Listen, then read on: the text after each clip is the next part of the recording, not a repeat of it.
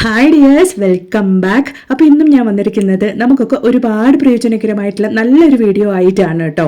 എല്ലാവരും വീഡിയോ ഒന്ന് ഫുള്ളായിട്ട് സ്കിപ്പ് ചെയ്യാണ്ട് തന്നെ കണ്ടു നോക്കുക. അപ്പോഴാണ് നമ്മളിതൊക്കെ എങ്ങനെയാണ് ചെയ്യുന്നത് എന്നുള്ളത് നിങ്ങൾക്ക് മനസ്സിലാകുള്ളൂ. അത് മാത്രമല്ല, വീഡിയോ കാണുന്ന പുതിയ കൂട്ടുകാർ ആരെങ്കിലും ഉണ്ടെങ്കിൽ ഈ ചാനലും കൂടെ ഒന്ന് സബ്സ്ക്രൈബ് ചെയ്ത് സപ്പോർട്ട് ചെയ്യുക കേട്ടോ. അത് മാത്രമല്ല, അടുത്തുള്ള ബെല്ലൈക്കണും കൂടെ ഒന്ന് എനേബിൾ ചെയ്യുക. അപ്പോൾ നമ്മളിടുന്ന വീഡിയോസിൻ്റെ നോട്ടിഫിക്കേഷൻസ് ഒക്കെ നിങ്ങൾക്ക് ലഭിക്കുന്നതാണ്. അപ്പോൾ നമുക്ക് സമയം കളയാണ്ട് നേരെ വീഡിയോയിലേക്ക് പോവാം. അപ്പോൾ നമുക്ക് നമ്മുടെ ആദ്യത്തെ ടിപ്പ് ഒന്ന് കണ്ടു നോക്കിയാലോ. ഇതുപോലെ നമ്മൾ വെണ്ടയ്ക്കൊക്കെ തോരൻ വെക്കുന്ന സമയത്ത് എല്ലാവർക്കും ഉള്ള ഒരു പ്രശ്നമാണ് വഴുവഴുപ്പുള്ള കാരണം കൊണ്ട് തന്നെ ഇഷ്ടപ്പെടാണ്ട് പോവുക എന്നുള്ളത്. അങ്ങനെ വഴുവഴുപ്പൊന്നും ഇല്ലാണ്ട് കൊണ്ട് നമ്മൾ എങ്ങനെ തോരൻ വെച്ചാലും പരസ്പരം ഒട്ടിപ്പിടിക്കാണ്ട് കൊണ്ട് നല്ല ടേസ്റ്റ് ആയിട്ടിരിക്കാൻ വേണ്ടി ചെയ്യാൻ പറ്റിയ ഒരു അടിപൊളി ടിപ്പാണ് കേട്ടോ നമ്മളിപ്പോൾ കാണാൻ വേണ്ടിയിട്ട് പോകുന്നത്. അതിന് വേണ്ടിയിട്ട് നമ്മൾ ഈ വെണ്ടക കൊണ്ട് എന്ത് റെസിപ്പി ഉണ്ടാക്കുകയാണെങ്കിലും അല്ലെങ്കിൽ തോരനൊക്കെ ഉണ്ടാക്കുന്ന സമയത്ത് ഇതുപോലെ ഒന്ന് മീഡിയം കുക്കായതിന് ശേഷം അതിലേക്ക് നമ്മൾ എടുത്ത ആ ഒരു വെണ്ടക്കയുടെ ക്വാണ്ടിറ്റിക്ക് അനുസരിച്ച് നമ്മൾ കുറച്ച് വിനെഗർ ഒഴിച്ച് കൊടുക്കുകയാണെങ്കിൽ നമ്മൾ അച്ചാറിനൊക്കെ ഉപയോഗിക്കുന്ന സെയിം വിനീഗർ തന്നെയാണ് കേട്ടോ. അത് ഞാനിവിടെ ഒരു 1/2 കിലോ പോലെ വെണ്ടയ്ക്കയാണ് കുക്ക് ചെയ്തുകൊണ്ടിരിക്കുന്നത്. അതിലേക്ക് ഞാൻ ഒരു 1/2 ടീസ്പൂൺ അളവിലേക്കാണ് കേട്ടോ വിനെഗർ ഒഴിക്കുന്നത്. വിനിഗറിന്റെ അളവ് കൂടി എന്ന് കരുതിയിട്ട് ടേസ്റ്റിന് ഒരു വ്യത്യാസവും വരില്ല കേട്ടോ. നല്ല ടേസ്റ്റ് തന്നെ ഉണ്ടാവും നമ്മുടെ തോരൻ. അപ്പോൾ ഉറപ്പായിട്ടും ഇനി നിങ്ങൾ വെണ്ടയ്ക്ക കൊണ്ട് എന്തെങ്കിലും റെസിപ്പി ഉണ്ടാക്കും അല്ലെങ്കിൽ തോരനൊക്കെ ഉണ്ടാക്കുന്ന സമയത്ത് ഇതുപോലെ കുറച്ച് വിനെഗറും കൂടെ ഒഴിച്ച് നോക്കുക. വിനെഗർ ഇല്ലാത്തവരാണെങ്കിൽ കുറച്ച് ലെമൺ പിഴിഞ്ഞാൽ കൂടെ മതിയാകൂട്ടോ. നല്ല ടേസ്റ്റ് ആയിരിക്കും. അപ്പോൾ ഇനി നിങ്ങൾ വെണ്ടയ്ക്ക തോരൻ ഉണ്ടാക്കുമ്പോൾ ഈ ഒരു രീതിക്കൊന്ന് തയ്യാറാക്കി നോക്കുക കേട്ടോ. ഇഷ്ടപ്പെടുകയാണെങ്കിൽ ഒന്ന് ലൈക്കും കൂടെ ചെയ്ത് സപ്പോർട്ട് ചെയ്യുക. പിന്നെ എല്ലാവർക്കും ഉണ്ടാക്കാൻ പറ്റുന്ന ഒരു കിട്ടിന് ഹെൽത്തി ആയിട്ടുള്ള സാലഡിന്റെ റെസിപ്പിയാണ് കേട്ടോ നോക്കാൻ വേണ്ടിയിട്ട് പോകുന്നത്. അതിന് വേണ്ടിയിട്ട് 1/2 ബൗൾ അളവിലേക്ക് വല്യുള്ളി ഞാൻ ഇതുപോലെ പൊടിയായിട്ട് അരിഞ്ഞ് ചേർത്തിട്ടുണ്ട്. അതുപോലെ തന്നെ മീഡിയം ആയിട്ട് പഴുത്ത തക്കാളി ഇതുപോലെ നമുക്ക് ആ ഉള്ളിലുള്ള കുരുവൊക്കെ ഒന്ന് കളഞ്ഞിട്ട് പൊടിയായി അരിഞ്ഞത് ചേർത്ത് കൊടുക്കാം. അതുപോലെ തന്നെ കുക്കുംബറാണ് കേട്ടോ, വെള്ളരിക്കയാണ് ഞാൻ അരിഞ്ഞ് ചേർത്ത് കൊടുത്തിരിക്കുന്നത്. ഇനി നമുക്ക് വേവിച്ച കടലയാണ് കേട്ടോ, ഇതുപോലുള്ള കടലയാണ് ഞാൻ ചേർത്ത് കൊടുത്തിരിക്കുന്നത്. അതിനുശേഷം നമുക്ക് നന്നായിട്ടൊന്ന് മിക്സ് ചെയ്ത് കൊടുക്കാം. വളരെ ഹെൽത്തി ആയിട്ടുള്ള നല്ലൊരു സാലഡാണ് കേട്ടോ നമ്മളിവിടെ റെഡിയാക്കിക്കൊണ്ടിരിക്കുന്നത്. ഇതുപോലെ നമ്മൾ ഇടയ്ക്കൊക്കെ ഉണ്ടാക്കി കഴിക്കുകയാണെങ്കിൽ നല്ലതാണ് നമ്മുടെ ശരീരത്തിന്. അപ്പോൾ ഇത് അതിലേക്ക് ഞാൻ തട്ടപ്പയറും അതുപോലെ തന്നെ ചെറുപയറും കൂടെ വേവിച്ച് ചേർത്ത് കൊടുക്കുന്നുണ്ട്. പ്രോട്ടീൻ ഡെഫിഷ്യൻസി ഉള്ളവർക്ക് കഴിക്കാൻ വേണ്ടിയിട്ട് പറ്റി, അതുപോലെ തന്നെ HP ലെവലൊക്കെ കുറവുള്ളവർക്ക് വേണ്ടിയിട്ടും കഴിക്കാൻ പറ്റിയ ഒരു കിടിലൻ സാലഡ് തന്നെയാണ് കേട്ടോ ഇത്. മോർണിംഗ് ബ്രേക്ക്ഫാസ്റ്റ് ആയിട്ട് നിങ്ങൾ ഇത് എടുത്തു വരികയാണെങ്കിൽ നല്ല രീതിയിൽ തന്നെ വെയിറ്റ് ലോസ് ഉണ്ടാവാനും ഇത് നിങ്ങളെ സഹായിക്കും. അപ്പോൾ ഇത് അതിലേക്ക് ഞാൻ കുറച്ച് മല്ലിയില കൂടെ ഒന്ന് സ്പ്രെഡ് ചെയ്ത് കൊടുക്കുന്നുണ്ട്. മല്ലിയിലയിലും ഒരുപാട് ഹെൽത്ത് ബെനിഫിറ്റ്സ് ഉണ്ട് കേട്ടോ. അതുകൊണ്ടാണ് സാലഡ് നമ്മൾ ഈ ഒരു മല്ലിയില ചേർക്കുന്നത്. മല്ലിയില ഇഷ്ടപ്പെടാത്തവരാണെങ്കിൽ ഇത് ഒഴിവാക്കാവുന്നതുമാണ് കേട്ടോ. അപ്പോൾ മല്ലിയില ചേർത്ത് കൊടുത്തതിന് ശേഷം നമുക്ക് നല്ല രീതിയിലൊന്ന് മിക്സ് ചെയ്ത് കൊടുക്കാം. അതിനുശേഷം നമ്മൾ ഇതിലേക്ക് ചേർത്ത് കൊടുക്കാൻ വേണ്ടിയിട്ട് പോകുന്നത് ചിയ സീഡ്സ് ആണ് കേട്ടോ. അതൊരു 1/2 മണിക്കൂർ മുമ്പേ വെള്ളത്തിലിട്ട് കുതിർക്കാൻ വെച്ചതിന് ശേഷമാണ് ഞാൻ അതിലേക്ക് ചേർത്ത് കൊടുക്കുന്നത്. ഏകദേശം 1 ടീസ്പൂൺ അളവിലേക്ക് മാത്രമാണ് ഞാനിവിടെ ചേർത്ത് കൊടുക്കുന്നത് കേട്ടോ. നിങ്ങൾക്ക് വേണമെങ്കിൽ കുറച്ച് കൂടുതൽ അളവിലേക്കും ചേർത്ത് കൊടുക്കാവുന്നതാണ്. അതിനുശേഷം നമ്മൾ ഇതിലേക്ക് ചേർത്ത് കൊടുക്കാൻ വേണ്ടിയിട്ട് പോകുന്നത് ഏതെങ്കിലും ഒരു വെജിറ്റബിൾസ് നമുക്ക് ബോയിൽ ചെയ്ത് ചേർക്കാവുന്നതാണ്. ഞാനിവിടെ ബീൻസ് ആണ് കേട്ടോ നന്നായിട്ട് പൊടിയായിട്ട് കട്ട് ചെയ്തിട്ട് സ്റ്റീം ചെയ്തിട്ടാണ് ഞാൻ ഇതിലേക്ക് ചേർത്ത് കൊടുക്കുന്നത്. ഇതുപോലെ ഏതെങ്കിലും ഒരു വെജിറ്റബിൾസ് നമുക്ക് ചേർത്ത് കൊടുക്കാം. ക്യാരറ്റോ അല്ലെങ്കിൽ ക്യാബേജ് എന്ത് വേണമെങ്കിലും നമുക്ക് യൂസ് ചെയ്യാവുന്നതാണ്. നിങ്ങൾക്ക് ഏത് വെജിറ്റബിൾ ആണ് നിങ്ങളുടെ കയ്യിലുള്ളത് അതിനനുസരിച്ച് നിങ്ങൾക്ക് ചേർത്ത് കൊടുക്കാവുന്നതാണ്. വളരെ ഹെൽത്തി ആയിട്ടുള്ള ഒരു സാലഡാണ് കേട്ടോ, പ്രോട്ടീൻ റിച്ച് സാലഡാണ് ഇത്. ഉറപ്പായിട്ട് വീക്കിലി 2 തവണയെങ്കിലും നിങ്ങൾ ഇതുപോലെ ഉണ്ടാക്കി കഴിക്കുകയാണെങ്കിൽ പ്രോട്ടീൻ്റെ ഡെഫിഷ്യൻസി കാരണം ഉണ്ടാകുന്ന എല്ലാ പ്രശ്നത്തിനും നല്ലൊരു പരിഹാരമായിരിക്കും കേട്ടോ. ഇനി നമുക്ക് ഇതിലേക്ക് കുറച്ച് ചെറുനാരകം കൂടെ ഒന്ന് പിഴിഞ്ഞു കൊടുക്കാം. അപ്പോൾ അതിന് വേണ്ടിയിട്ട് ഈ ഒരു ക്വാണ്ടിറ്റിയിലേക്ക് ഞാൻ 1/2 ലെമൺ ആണ് കേട്ടോ പിഴിഞ്ഞു കൊടുക്കുന്നത്.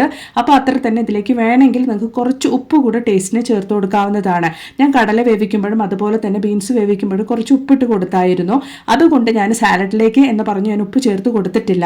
നിങ്ങൾ അങ്ങനെ ചേർത്ത് കൊടുത്തിട്ടില്ലെങ്കിൽ ഉപ്പ് നിങ്ങൾക്ക് ചേർത്ത് കൊടുക്കാവുന്നതാണ്. ഉറപ്പായിട്ട് നിങ്ങൾ നിങ്ങളുടെ ബ്രേക്ക്ഫാസ്റ്റ് മെനുവിൽ ഈ ഒരു ഐറ്റം ആഡ് ആക്കുകയാണെങ്കിൽ അത്രത്തോളം നല്ലതാണ് കേട്ടോ. നിങ്ങളുടെ ശരീരത്തിൽ ഉണ്ടാകുന്ന മാറ്റങ്ങൾ നിങ്ങൾക്ക് പറഞ്ഞാൽ അറിയില്ല. അത്രത്തോളം മാറ്റങ്ങളാണ് ഈ ഒരു സാലഡ് നമ്മുടെ ശരീരത്തിൽ ഉണ്ടാക്കുന്നത്. ഉറപ്പായിട്ടും ഇനി അങ്ങോട്ട് നിങ്ങളും വീക്കിലി 2 തവണയെങ്കിലും ഇതുപോലെ സാലഡ് ഉണ്ടാക്കി ട്രൈ ചെയ്യുമെന്ന് കരുതുന്നു. ഇഷ്ടപ്പെടുകയാണെങ്കിൽ ഒന്ന് ലൈക്കും കൂടെ ചെയ്ത് സപ്പോർട്ട് ചെയ്യുക കേട്ടോ. അപ്പോൾ ഇനി നമുക്ക് നല്ല സോഫ്റ്റ് ആയിട്ട് നല്ല പഞ്ഞി പോലത്തെ ഇഡ്ഡലിയും അതുപോലെ തന്നെ നല്ല ക്രിസ്പി ആയിട്ടുള്ള ദോശയും പച്ചരിയൊന്നും ഇല്ലാണ്ട് കൊണ്ട് എങ്ങനെ ഉണ്ടാക്കിയെടുക്കാം എന്നുള്ളതൊന്ന് കണ്ടു നോക്കാം. അതിന് വേണ്ടിയിട്ട് ഞാൻ ഈ ഒരു ബൗളിലാണ് കേട്ടോ അളന്നെടുക്കുന്നത്. ഈ ഒരു ബൗളിൽ 2 ബൗൾ അളവിലേക്ക് പുഴുങ്ങലരിയാണ് ഞാൻ എടുത്തിരിക്കുന്നത്. അതും റേഷൻ പുഴുങ്ങലരിയാണ് കേട്ടോ എടുത്തിരിക്കുന്നത്. അത് നമുക്കിനി നന്നായിട്ടൊന്ന് കഴുകിയെടുക്കാം. കഴുകിയെടുത്തതിന് ശേഷമാണ് നമ്മൾ ഈ ഒരു പുഴുങ്ങലരി കുതിർക്കാൻ വേണ്ടി വെക്കുന്നത്. അപ്പോൾ പുഴുങ്ങലരി ആയതുകൊണ്ട് തന്നെ കുറച്ച് സമയത്തേക്ക് നമ്മൾ ഇത് കുതിർക്കാൻ വേണ്ടി വെക്കണം. ഒരു 5 അല്ലെങ്കിൽ 6 മണിക്കൂർ സമയത്തെങ്കിലും നമ്മൾ കുതിർക്കാൻ വേണ്ടി വെക്കണം. അപ്പം ഇനി അതുപോലെ തന്നെ ഒരു അര ബൗൾ അളവിലേക്ക് ഉഴുന്ന് കൂടെ ഞാൻ എടുത്തിട്ടുണ്ട്. നമ്മുടെ ഇഡലിയിലേക്കും ദോശയിലേക്കും ആവശ്യമായിട്ടുള്ള അര ബൗൾ ഉഴുന്ന് ഞാൻ എടുത്തിട്ടുണ്ട്. അതുപോലെ തന്നെ അര ടീസ്പൂൺ അളവിലേക്ക് ഉലുവ കൂടെ ചേർത്ത് കൊടുത്തിട്ടുണ്ട്. എന്നിട്ട് നമുക്കിത് നന്നായിട്ടൊന്ന് കഴുകിയിട്ട് കുതിർക്കാൻ വേണ്ടിയിട്ട് വെക്കാം. ഈ ഒരു ഉഴുന്ന് നമ്മൾ കുതിർക്കാൻ വേണ്ടിയിട്ട് വെക്കുന്നത്, ഉഴുന്നും ഉലുവയും കുതിർക്കാൻ വേണ്ടിയിട്ട് വെക്കുന്നത് നമ്മൾ ഫ്രിഡ്ജിലേക്കാണ് കേട്ടോ. അപ്പോഴാണ് നമ്മൾ മിക്സിയിൽ അരയ്ക്കുന്നതുകൊണ്ട് തന്നെ നല്ല പെർഫെക്റ്റ് ആയിട്ട് നമ്മുടെ ഇഡലിയും ദോശയും നമുക്ക് റെഡിയാക്കി എടുക്കാൻ വേണ്ടിയിട്ട് സാധിക്കുകയുള്ളൂ. അപ്പോൾ ഇതാ നന്നായിട്ട് കഴുകിയിട്ട് ഞാനത് കുതിർക്കാൻ വേണ്ടി വെള്ളം ഒഴിച്ചിട്ട് നേരെ ഫ്രിഡ്ജിലേക്കാണ് വെച്ച് കൊടുക്കാൻ വേണ്ടിയിട്ട് പോകുന്നത്. ഈ ഒരു ടിപ്സ് നിങ്ങൾ ഉറപ്പായിട്ടും തന്നെ ഫോളോ ചെയ്യുക കേട്ടോ. അപ്പം നമ്മുടെ ഉഴുന്ന് നമ്മൾ അരച്ചെടുക്കുന്ന സമയത്ത് നല്ല സൂപ്പർ സോഫ്റ്റ് ആയിട്ട് നല്ല പഞ്ഞി പോലെ തന്നെ പൊങ്ങി വരും. അതിന് വേണ്ടിയിട്ടാണ്. അപ്പോൾ ഇതാ നമ്മുടെ റേഷൻ പുഴുങ്ങലരി നന്നായിട്ട് തന്നെ കുതിർന്ന് വന്നിട്ടുണ്ട് കേട്ടോ. അപ്പോൾ ഇനി ഇത് നമ്മൾ എങ്ങനെയാണ് അരച്ചെടുക്കുന്നത് എന്നുള്ളതൊന്നും ഉണ്ട് കേട്ടോ. അപ്പോൾ ഉറപ്പായിട്ട് നിങ്ങൾ ഈ ഒരു ഭാഗം സ്കിപ്പ് ചെയ്യാണ്ട് തന്നെ കണ്ടാലുള്ളൂ നമ്മൾ എങ്ങനെയാണ് ഇത് റെഡിയാക്കുന്നത് എന്നുള്ളത് നിങ്ങൾക്ക് മനസ്സിലാവുള്ളൂ. അപ്പോൾ ഇതാ ഞാൻ ഇതുപോലെ ഒട്ടും തന്നെ വെള്ളം ഇല്ലാണ്ട് കൊണ്ട് നമ്മളുടെ പുഴുങ്ങലരി നന്നായിട്ടൊന്ന് സ്ട്രെയിൻ ചെയ്ത് എടുത്തിട്ടുണ്ട് കേട്ടോ. വെള്ളമൊന്നും ഇല്ലാണ്ട് കൊണ്ടൊന്ന് ഊറ്റിയെടുത്തിട്ടുണ്ട്.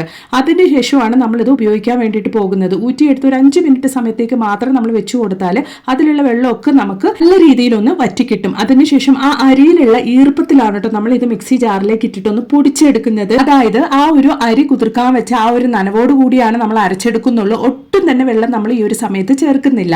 ആ ഒരു നനവോട് കൂടി നമ്മൾ അരച്ചെടുക്കുക, നന്നായിട്ടൊന്ന് പൊടിച്ചെടുക്കുക.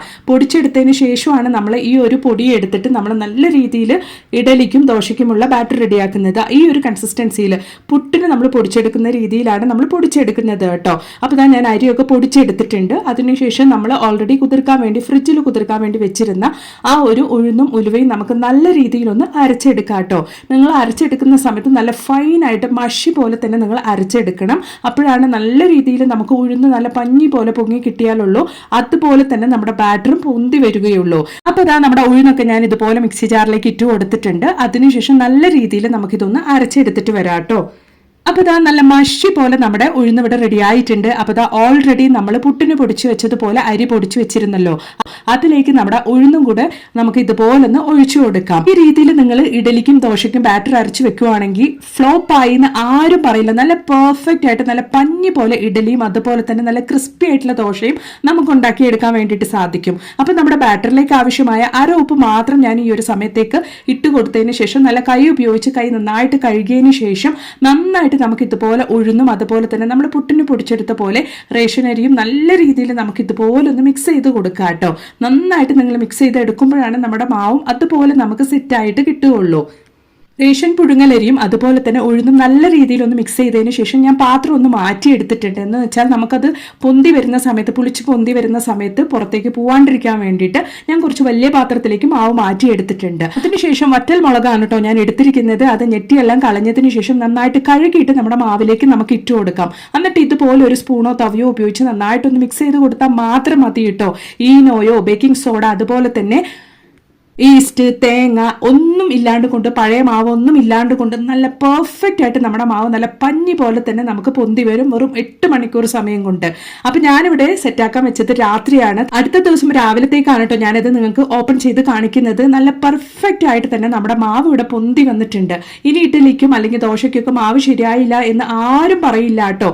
നല്ല രീതിയിൽ തന്നെ എത്ര ചൂട് കുറഞ്ഞ സ്ഥലമാണെങ്കിലും ഈ ഒരു മെത്തേഡിലാണ് നിങ്ങൾ മാവ് പുളിക്കാൻ വേണ്ടി വെക്കുന്നതെങ്കിൽ നിങ്ങൾക്ക് ഉറപ്പായിട്ട് മാവ് നല്ല രീതിയിൽ തന്നെ നല്ല പഞ്ഞി പോലെ പൊന്തി വരും കേട്ടോ. അത് മാത്രമല്ല നമ്മൾ വറ്റൽമുളക് ഇട്ട് ഇതുപോലെ മാവ് പുളിപ്പിക്കാൻ വേണ്ടി വെച്ച് കഴിഞ്ഞാൽ ഒരുപാട് പുളിച്ചു വരില്ല കേട്ടോ. ആ ഒരു കറക്റ്റ് കൺസിസ്റ്റൻസി തന്നെ നമ്മുടെ മാവ് നമുക്ക് പുളിച്ചു കിട്ടും. അപ്പൊ ഉറപ്പായിട്ട് ഇനി നിങ്ങൾ മാവിന് വേണ്ടിയിട്ട് അല്ലെങ്കിൽ ഇഡ്ഡലി ദോശയൊക്കെ റെഡിയാക്കാൻ വേണ്ടി ബാറ്റർ അരച്ച് വെക്കുന്ന സമയത്ത് ഈ ഒരു മെത്തേഡിലൊന്ന് മാവ് പുളിപ്പിച്ച് നോക്കുക കേട്ടോ. ഉറപ്പായിട്ടൊന്ന് ട്രൈ ചെയ്ത് നോക്കുക. ഇഷ്ടപ്പെടുകയാണെങ്കിൽ മറക്കാണ്ട് നിങ്ങളുടെ ഫ്രണ്ട്സ് ആൻഡ് ഫാമിലി കൂടെ ഒന്ന് ഷെയർ ചെയ്യുക കേട്ടോ.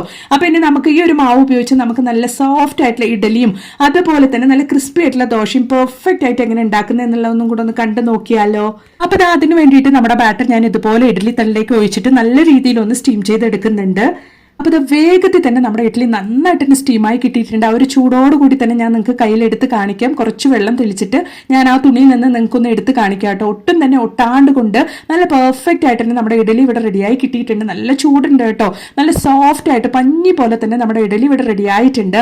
അപ്പോൾ ഇനി നിങ്ങളും ഇതുപോലൊന്ന് ബാറ്റർ തയ്യാറാക്കി ഇഡ്ഡലി റെഡിയാക്കി നോക്കുക. നല്ല പെർഫെക്റ്റ് ആയിട്ട് തന്നെ നിങ്ങൾക്കും റെഡിയാക്കാൻ വേണ്ടിയിട്ട് സാധിക്കും കേട്ടോ. അപ്പോൾ ഇനി ഈ ഒരു ബാറ്റർ ഉപയോഗിച്ച് നമുക്ക് നല്ല ക്രിസ്പി ആയിട്ടുള്ള ദോശ കൂടെ ഒന്ന് ഒഴിച്ച് നോക്കിയാലോ.